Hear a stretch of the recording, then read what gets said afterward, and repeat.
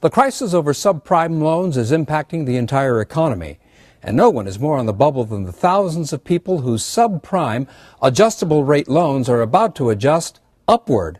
But now one Chicago bank has found a way to reach out to those borrowers, increase its business, and help stabilize the neighborhoods it serves.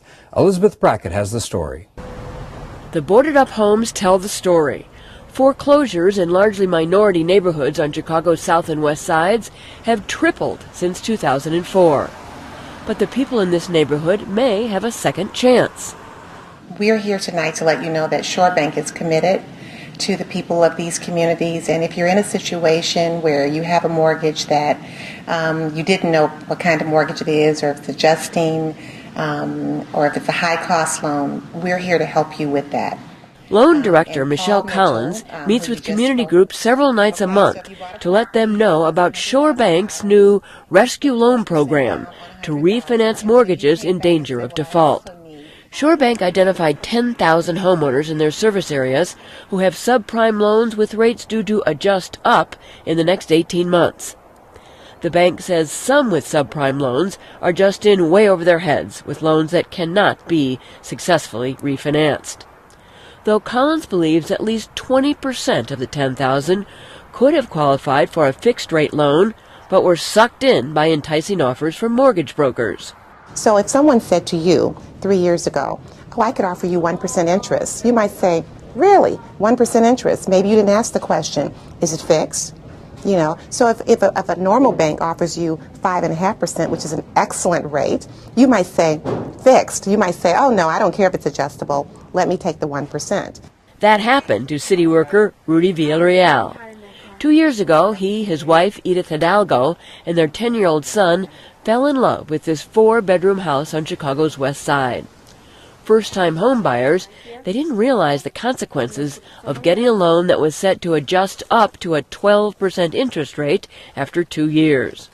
When you go in there and you're telling them your dream, you're like showing them everything that you want. So that I think they take advantage of you by saying everything is going to be well. This is not what you can do right now with the loan. It's not the best, but in 2 years, you're going to change the mortgage and it's going to be way better. But you got the house. That's what you want, the house. So you're like, yeah, that's what I want, the house.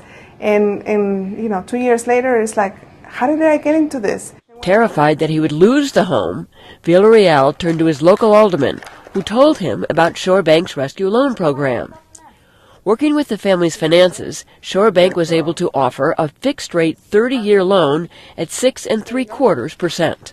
It means peace of mind that at least you have a house to live in, and that's your dream.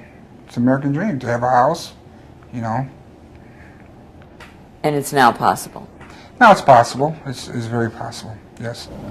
Can I ask about the mortgages? Are they fixed rates or are they adjustable? Well, it was an adjustable rate. The rescue loans, like all Shore Bank loans, are carefully vetted by a series of committees. More than just credit scores are considered. If we do nothing, there will be a struggle now with the increase of the adjustable rate. And so us refinancing, they will not have to pay that increase, and then they won't, they'll fall into financial hardship. They will not be able to pay the adjustable rate and may be in line for foreclosure. What we're doing is taking them out of the 2 adjustables and putting them into 1 fixed rate, and they will not see the payment shock. Right. Great. The loan officer is comfortable with the security of her job, and comfortable with, they went through some financial hardships with the medical and with the job change, and it looks like they're going, making the right choices and on the right track to, make the right financial decisions. At a recent staff meeting, Collins had good news about the first 30 applicants for Bank President Joe Haston. We've closed 13 of those already. The rest are kind of somewhere in the middle. We've only denied about 4 of them. So far we're doing very well. We are building capacity in order to service 10,000 borrowers of this nature. Well, if you get all 10,000, I'll be delighted. And more good news. There have been no foreclosures on Shore Bank's loans this year. Collins thinks one reason is that unlike some banks which sell their mortgages to secondary institutions, which then bundle and sell them to investors, Shore Bank's loans are rarely sold. If you don't have the relationship, if you just sold it off, if something goes wrong and you have to call 1-800-FLORIDA to find out, can I talk to someone, and they're saying, no, you can't talk to anybody, where's the money, where's the money, where's the money, that's a problem. The Rescue Loan Program fits right into Shore Bank's history. Founded by 4 idealistic young bankers in 1973, it was the country's first community development bank. From the beginning, the bank had a double bottom line: to make a profit and to invest in and develop the communities it served. Founder Mary Houghton says many skeptics in the early days didn't believe a bank with a mission to develop poor neighborhoods could also make a profit. 34 years later, with a healthy $2.1 billion in assets, Houghton thinks the bank's rescue loan program is just the kind of new challenge the bank should take on. I think it's a great plan, and I hope we reach, genuinely thousands of people. I do think it is sort of similar to the original bravado of the bank in the 70s when redlining was so prevalent, and we just, as young bankers, said we were going to change it. So I think this is a great step up for the bank. To finance the rescue loan program, the bank's holding company plans to raise $52 million. And the bank has introduced a new product for socially conscious investors.